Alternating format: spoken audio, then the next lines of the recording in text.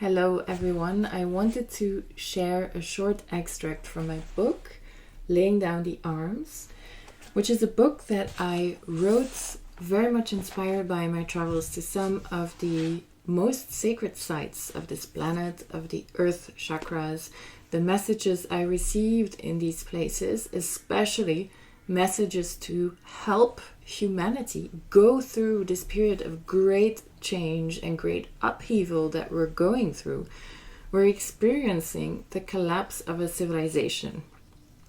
And we need some tools to wade through those murky waters with more grace, with more ease, with more flow. The chapter I want to share a little extract from is called The 7 Capital Sins. For me, a human being is an intrinsically good and right energy. There are certain things that can take a human being off of its path. And the 7 capital sins, for me, are a way to understand energy in a way in which energy can deviate us from our purpose or help us stay in alignment. So this is really what I go into in this chapter. I will start with a quote by Charles Darwin that opens the chapter. Compassion will have been increased through natural selection. For those communities which included the greatest number of the most sympathetic or compassionate members would flourish best and rear the greatest number of offspring. We'll go a little bit further in the chapter. If we are inherently good and compassionate beings, how come some of us become so cold and selfish? What can we do to prevent this? Everything we need to know is readily available to us in the form of the 7 cardinal sins. They represent the universal laws of harmony that have been distorted and rewritten until they became a tool of oppression as the harsh guidelines of patriarchal religion, using fear and guilt to make people obey and comply. In the beginning, however, the 7 sins did not represent an external guidebook to virtuous living, but offered an explanation of the inner forces and energies that could potentially destabilize us if we didn't learn how to master them. They represent inner imbalances that can make us lose our center and disconnect from our source by distracting us from what is important. The Hebrew or Greek word sin was used in spear throwing or archery and means to miss the center or miss the mark. Sins are therefore energies or dynamics that pull us out of alignment. They represent a state of misalignment rather than bad behavior. When we allow the imbalance of one of the cardinal sins to take root in our lives, it can drive a wedge between ourselves and the divine. And our behavior will start to go against the natural flow of life.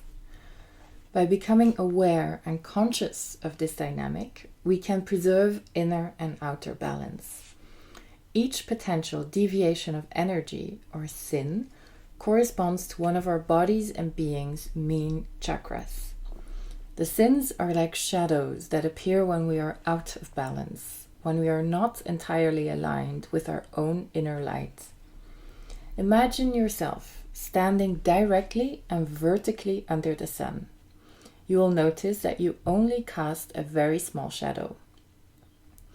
The further away you move from this point directly under the sun, the larger the shadow you cast. The more we are out of alignment, the further away we are from our inner source of light, and the larger the shadow we cast. This is what was meant when Luke said that Jesus had expelled 7 demons from Mary Magdalene. Their sacred relationship and energy exchange helped her harmonize her 7 energy centers or chakras until she was a completely aligned and accomplished being that cast no more shadow.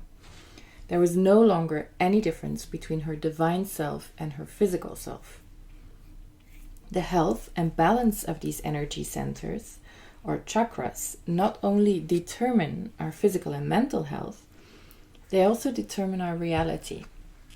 Each chakra, when in good health, gives us access to different parts of our being and different dimensions of reality. We could see them as gateways to different levels of our human perception and reality. The more open these gateways are, the wider range of possibilities we have access to, and the more expanded our consciousness will be, with a vaster and more expanded reality as a result. When one of these portals is dysfunctional or closed, we are closed off from part of our potential, and certain parts of reality become inaccessible to us. By acknowledging our shadows, we can address the imbalance that's at the origin and realign ourselves.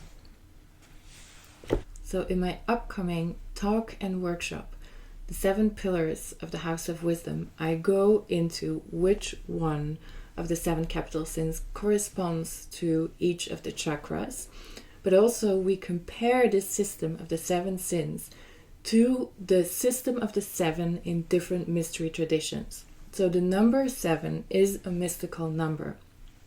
It is a path of alignment, it is a path of ascension, and it is an inner ladder with different steps of consciousness. So how do we use this tool, this image, this number of the 7 through the lens of different mystery traditions as a way to purify and align ourselves? As a path to alignment and rectitude, just in the way that Mary Magdalene and Yeshua used it.